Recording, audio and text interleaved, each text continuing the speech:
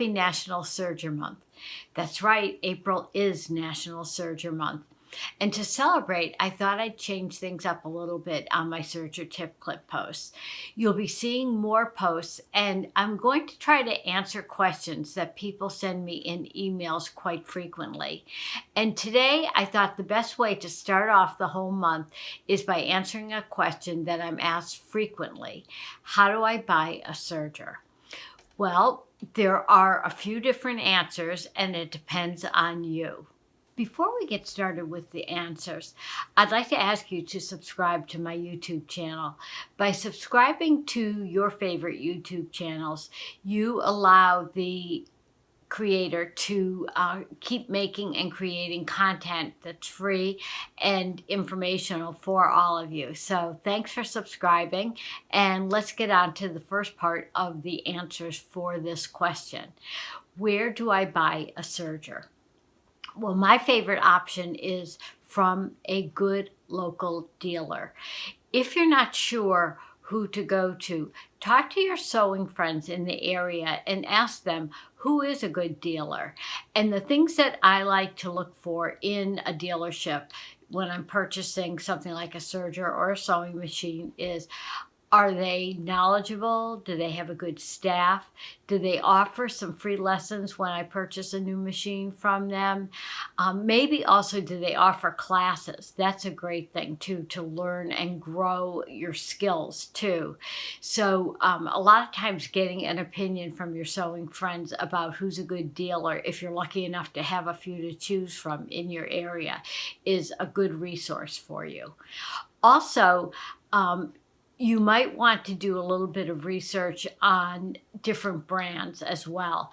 And one of my top tips for purchasing a new serger now is look for one with air threading. They may cost a little bit more, but not necessarily a lot. And they're well worth the price because they make threading the loopers much, much easier than manually. So that is a top tip of mine for that.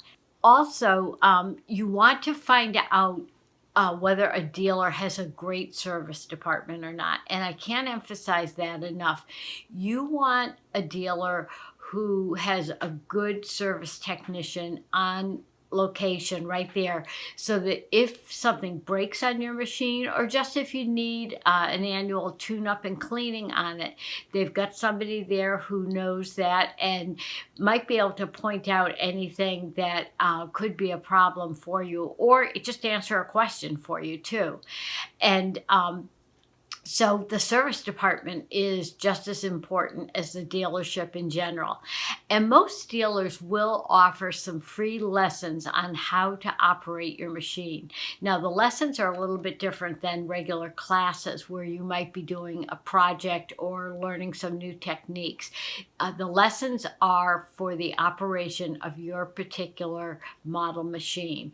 And most will offer at least a few of those free lessons. And those are invaluable. And also, you can always call if you're having a question about something that you're doing or some little problem. Usually they can answer something over the phone for you.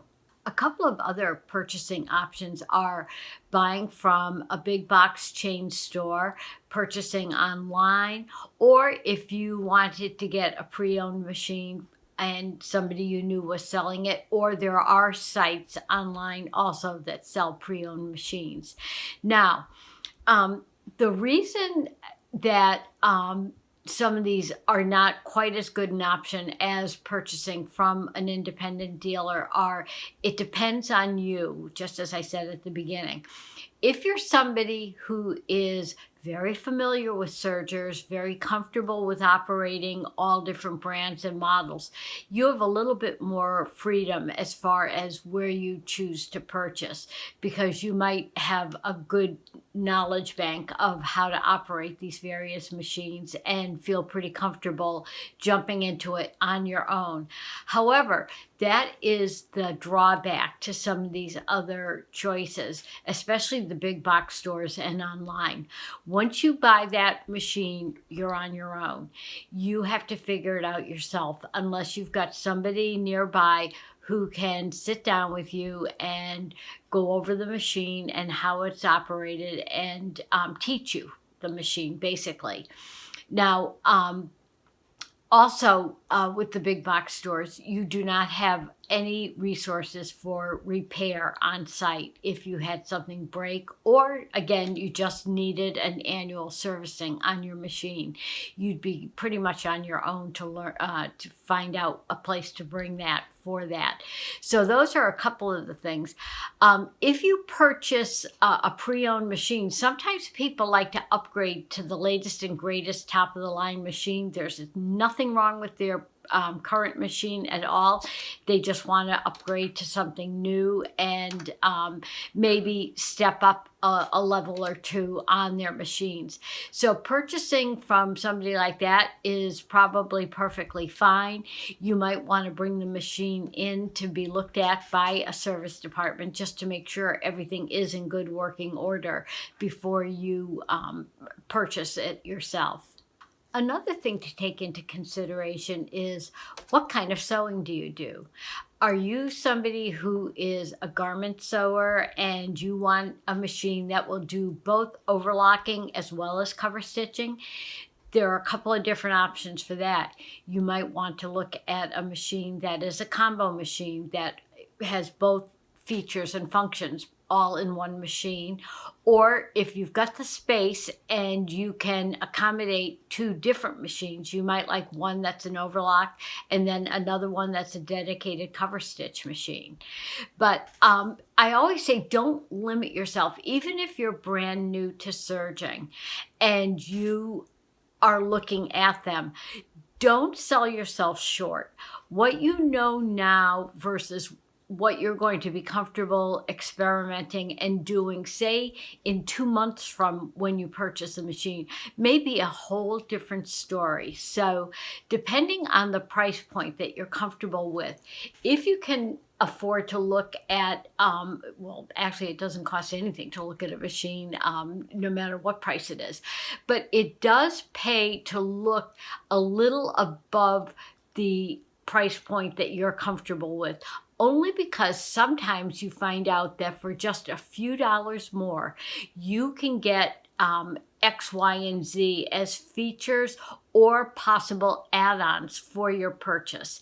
And April is a great time to buy a serger, simply because it is National Serger Month and dealers always have great deals on these machines. Sometimes they add in accessories, they throw in some extra bonus items for it, maybe certain threads. There are all different packages available. So, but do look a little bit above your price point. And I always tell people buying a sewing machine or a serger is kind of like buying a car, that the more you have to spend, the more bells and whistles you'll get. And typically that's true on the machines as well. So take a look at those, because you may be surprised that maybe for another $50 or $100 higher than what you had in mind to buy is going to buy you a lot more options. So don't hesitate to look a little above. And again, that's up to you and what you're comfortable with financially. Another thing to ask when you're at an independent dealer is, what is the warranty for the various machines? They do vary depending on the price point of the machines, how long certain parts are under warranty, and what that covers. It may also offer you, say, a year of free service, but that varies greatly, not only among the dealers, but also the different machine companies as well. So that would be another point to check out while you're at the dealer. I hope those tips have been helpful for you as you're making up your mind about what to purchase for the perfect serger for you.